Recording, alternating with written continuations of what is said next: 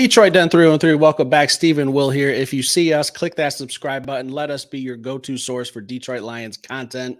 Will, in his pinstripes of Wyandotte, tell the people what we are talking about today. I like this topic. I'm not going to say that I don't. So, Will, tee it up. Sweet home Don't do Alabama. that. And we probably just lost 100 subscribers.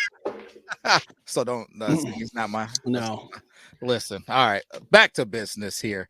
Guys, roll pride, right? So that's a thing. Now we are the Detroit Bama boys. I'm hearing all types of things. With we got Brian Branch, right? We got Jahmyr Gibbs. We got Terrion Arnold, who we just got, right? And then we got J-Mo, right?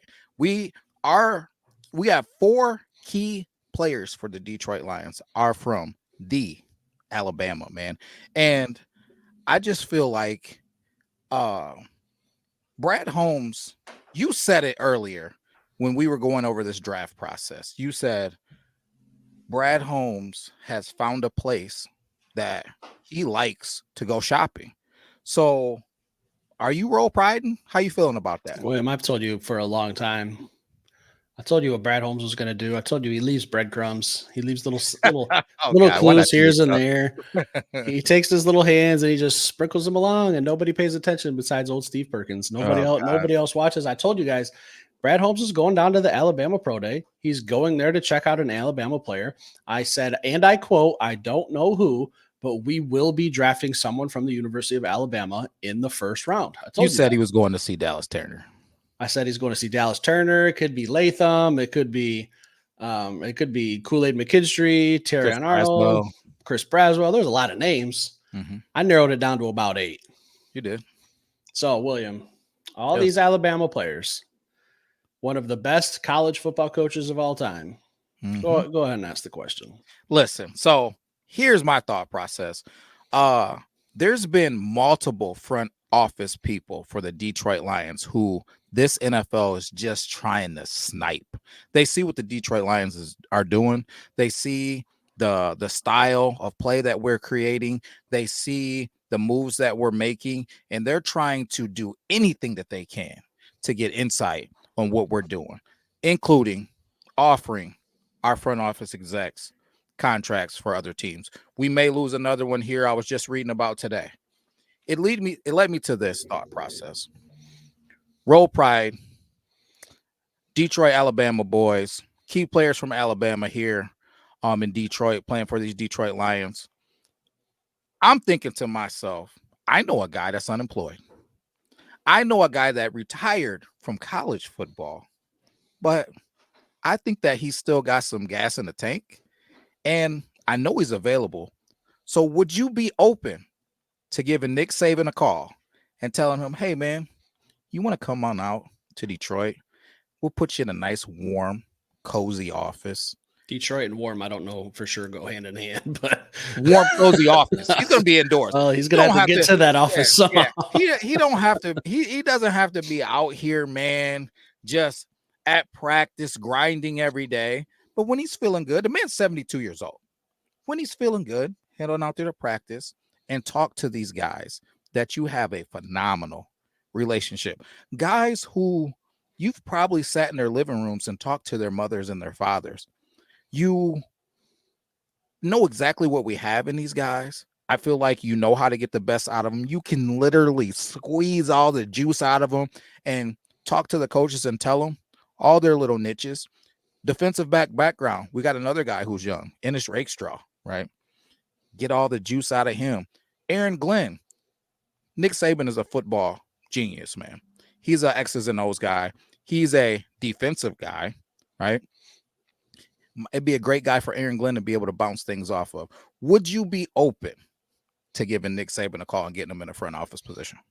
William, when you were a kid, did you watch like a lot of movies? Like, would you consider yourself like a movie connoisseur? Would you? If not, it's okay. I'll be honest. I was one of those kids. I was watching like Scooby-Doo, Ninja Turtles, Smurfs, and then I was watching sports. Okay. There was a movie back in the day that I used to like as a kid. It was called Blank Check, and that's exactly what I'm going to give Nick Saban to come here to be any type of part with the Detroit Lions. Is there a position open? No. Do you make one? Yes. Can you afford it, Sheila Ford Hamp? Yes, you can. The problem is, like you said, he's 72 years old. All right. He's retired from football, nothing left to prove. If he wants to still just be around football, I'm all for it. Make a position for him, bring him in, do advanced scouting, something. I don't know, general manager type stuff. I don't know. There's something that you can come up with. A bigger brain than mine is going to come up with that job. But 72 years old, a little old. He's retired. Is he just okay with, hey, man, I'm 72, I got my kids. I think his youngest daughter just graduated college, if I'm not mistaken. I remember seeing that on Twitter. I think it was last summer. Yeah. Does he have grandkids he wants to hang out with? I don't know. But here's the thing. He's never flat out said, I'm done with football. No. Hired because he was kind of not loving the direction that college football is heading. And I can college football. Yes. He was kind of sick of like this whole NIL stuff. Like, there's a lot of gray area with that NIL, and I don't want to get into, who's paying players. We go back like 05, Reggie Bush, all that. It's been going on for years, but he's not a fan of what's happening with NIL. So if I'm Brad Holmes, I don't know who would have to be involved with this decision. I imagine it would have to be a Sheila Ford Hamp decision. Mm-hmm.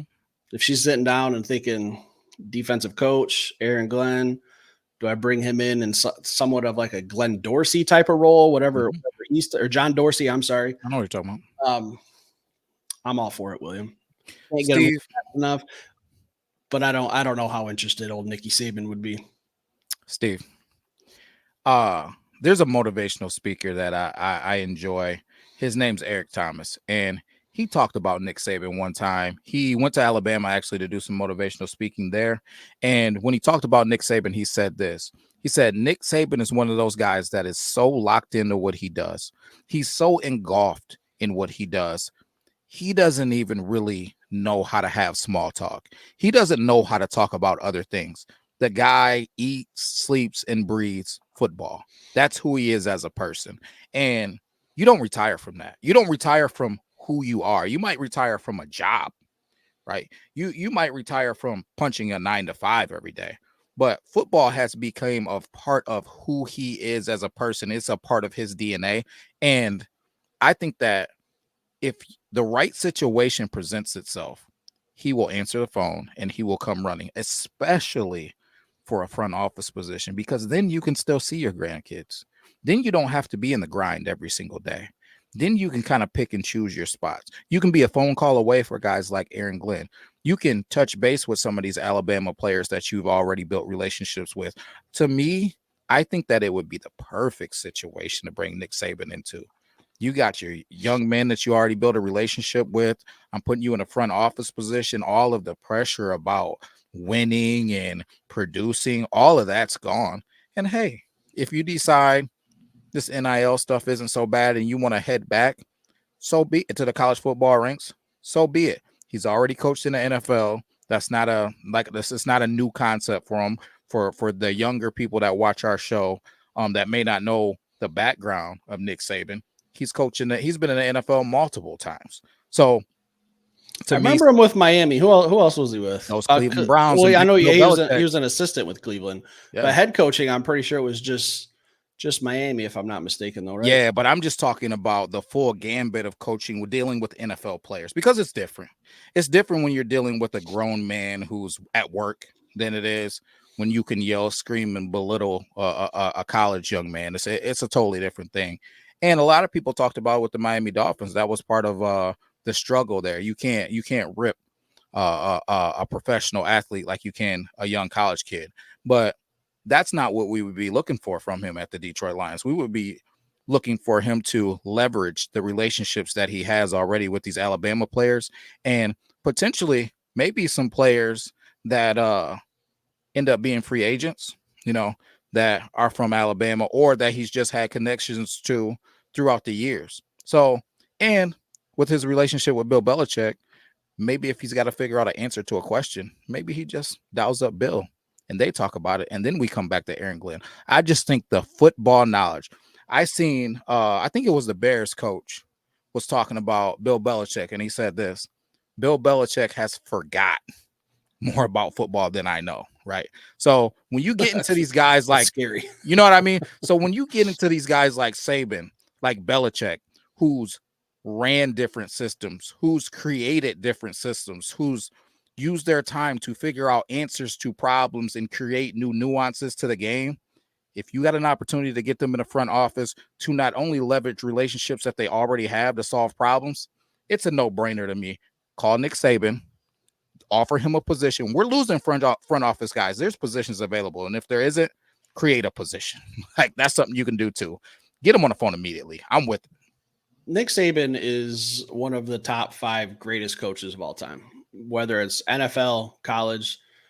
I would say it's, for me, like Bill Belichick in the NFL. No disrespect to Don Shula, I understand, just a little bit before my time. And Nick Saban in college, like what he's done the last 15 years. And the difference for me is between the two, Saban and Belichick. Belichick's had Tom Brady the last, what do you have him for, like almost 20 years? Yep. You don't have to change your offense. I got Tom Brady. My offense is what it is. I'm going to throw in some pieces, some wrinkles. But for the most part, my offense is going to run through Tom Brady. Mm-hmm. Nick Saban doesn't have that luxury. In college, you're changing quarterbacks every 4 years. Different styles of quarterbacks, different types of quarterbacks, pro style quarterbacks, option quarterbacks, running quarterbacks. Like he's had them all. He's adapted. In the last 15 years, there hasn't been a college football program that's been more successful in Alabama. And as much as I hate it being a Michigan fan, it's just, you got to tip your hat to the respect.